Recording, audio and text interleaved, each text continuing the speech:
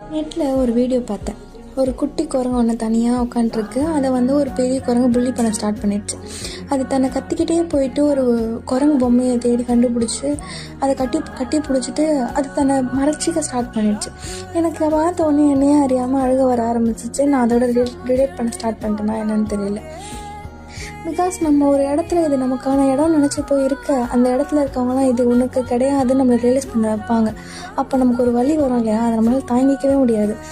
அப்படி இருக்கும்போது எனக்கு என்ன ஆச்சுன்னா, அது ஒரு குட்டி குரங்கு.